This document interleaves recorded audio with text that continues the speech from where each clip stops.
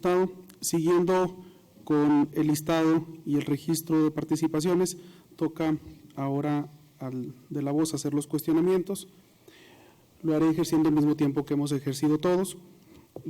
Secretario, usted recordará que en la discusión del presupuesto que se está ejerciendo en este año, las diputadas y los diputados aprobamos un mecanismo que le permitía a la Secretaría de Finanzas llegar a convenios de estabilidad fiscal en cuanto al pago de los famosos impuestos ecológicos.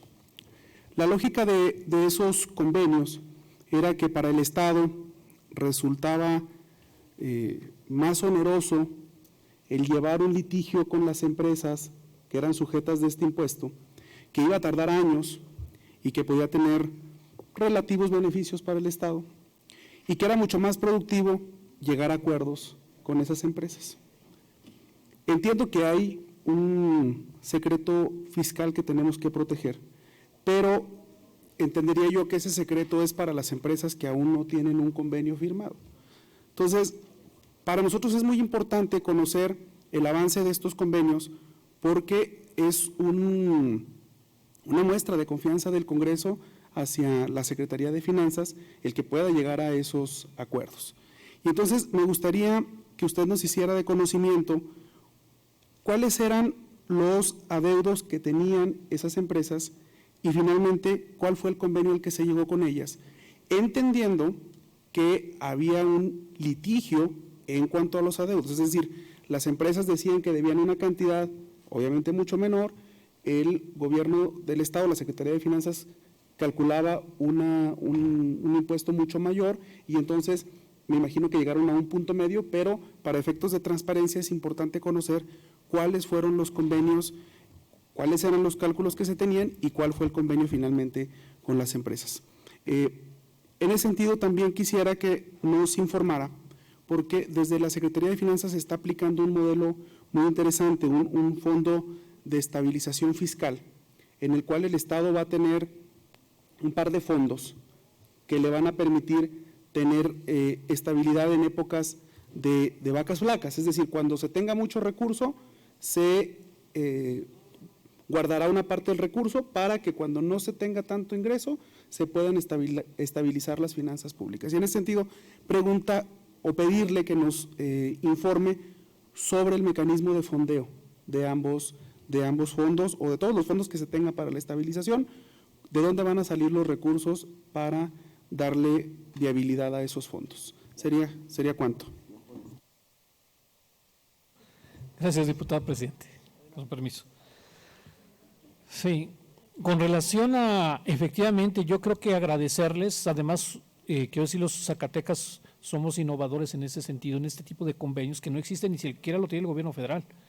Y que muchas veces yo creo cuando yo veo la cartera que luego señala, por ejemplo, la titular del SAT que dice, bueno, de manera optimista que va a recaudar, yo creo que si crear estos mecanismos pudiese recaudar más de una u otra forma porque llevan litigios y ustedes saben la recaudación sobre todo con las empresas poderosas, que es el caso de Zacatecas, quiero decirlo, que al final de cuentas nos ha costado, parece que nada, pero la resistencia al pago de esos impuestos, y algunos de ellos me lo han dicho, es que no es, mira, si fuera Zacatecas con todo gusto, pero como tienen en diversos estados, en diversas entidades de la República, pues por supuesto que ellos dicen, esto se va a hacer un efecto multiplicador y el día de mañana el costo, desde el punto de vista financiero, que también entendible, aunque lo pueden hacer deducible, pues va a tener repercusiones.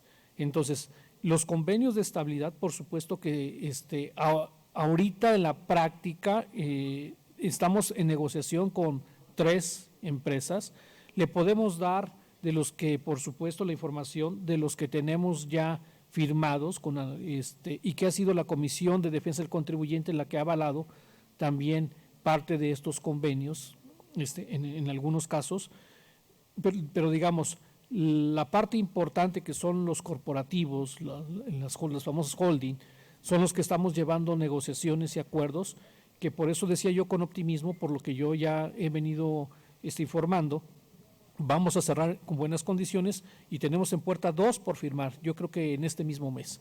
Entonces, con gusto ya que se lleve a cabo, vamos a tener que informarlo y que tiene sus efectos para efectos de cumplir con toda la parte de recaudación.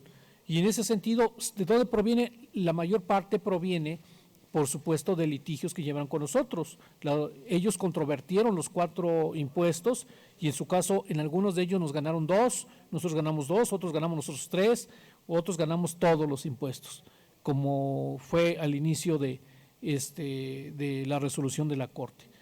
Tuvimos resolución incluso a favor de los 4 impuestos, hay ya jurisprudencias al respecto y eso por supuesto que nos va a dar la tranquilidad y la solidez y estabilidad para este impuesto de otra forma. Y tiene un efecto, perdón que me extienda un poquito, tiene un efecto que puede de una u otra forma repercutir con los otros corporativos. Al ver que ya se están regularizando, se acercan y se van a acercar seguro a acordar con nosotros. Respecto a los fondos, efectivamente, al tener estabilidad financiera, diputado, la ley, en este caso de disciplina financiera, tanto la federal como en este caso la del Estado, nos permiten crear estos nuevos fondos. ¿De qué se alimentan? Se alimentan de los ingresos excedentes que pudiesen existir. ¿Por qué? Por mayores ingresos propios y provenientes de participaciones. Por los ahorros que haya por efectos de subejercicios, que aquí se han dicho, por supuesto que van a alimentar esa parte. Y economías que tiene que ver con la parte de deuda, que ojalá logremos el refinanciamiento, ¿verdad?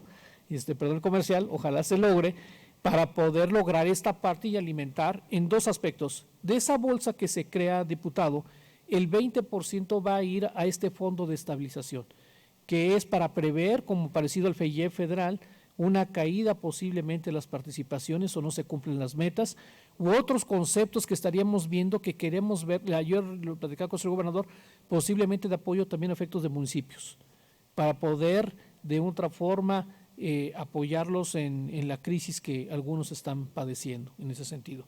Y el otro tiene que ver el 80% con obra pública productiva, que es parte, que ese sí la ley establece que se tiene que ejercer el próximo año. El otro está topado al 0.25 del PIB, pensamos una bolsa para iniciar de 600 millones de pesos, cuando se logre puede ser en 2 o 3 años, dependiendo cómo lo vayamos alimentando esa bolsa. Y el otro no, el otro, la cantidad con la que cerremos se tendrá que ejercer a más tardar en el 2023. Eso sería lo que pudiese comentar diputado presidente.